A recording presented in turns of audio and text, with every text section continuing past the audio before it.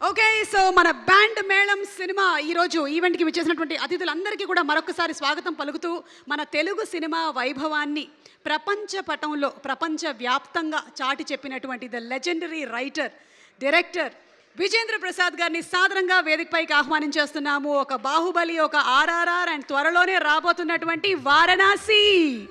విజేంద్ర ప్రసాద్ గారికి సాదర స్వాగతం పలుకుతూ ఉన్నాము. వారిని ఇవాళ మన బ్యాండ్ మేళం టీం వారికి విషెస్ని అందించవలసిందిగా రిక్వెస్ట్ చేస్తూ ఉన్నాము. అలాగే Kona Venkat garu is also escorting him on the stage. Sir, ఎక్కడికమ్మా సార్, ఎప్పుడు స్టేజ్ మీద ఒక్క మాట కూడా తప్పు మాట్లాడవు. నీ వేడ ఎందుకు తప్పు మాట్లాడావు? ఏంటి సార్ అది? నీ వేడ తప్పు మాట్లాడావు. ఏం మాట్లాడావు తెలుస్తుందా? ఏంటి సార్ అది? ఇక్కడ సినిమా టైటిల్ పేరేంటి? బ్యాండ్ మేళం. అందరూ చప్పట్లు కొట్టమంటావంటే బ్యాండ్ మేళం కొట్టమని అడగాలి కదా సార్. బ్యాండ్ మేళం కొట్టండి.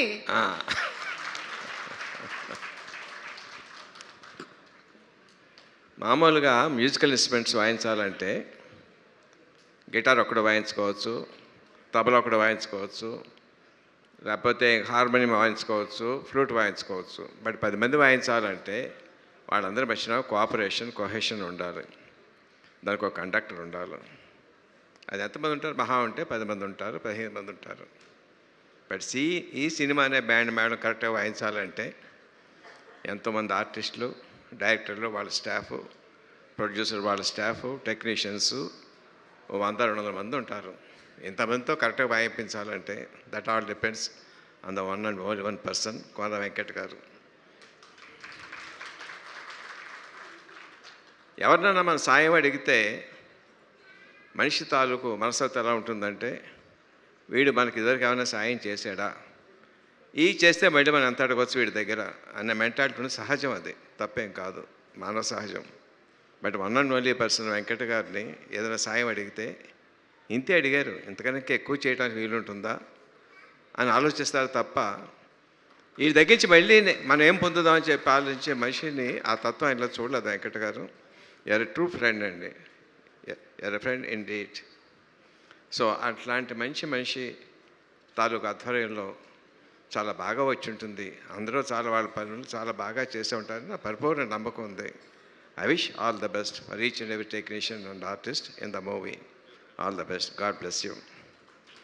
ఈ బ్యాండ్ మేళం సినిమా మార్చి 26 నుంచి అలా మోగుతూనే ఉండాలి. చూసిన ప్రతివాడి గుండెల్లో, ప్రతి ప్రేక్షకుడి గుండెల్లో మోగుతూనే ఉండాలి. అందరి టెక్నీషియన్స్కి, అందరి ఆర్టిస్ట్కి చాలా మంచి విజయం చేకూర్చాలి. God bless you.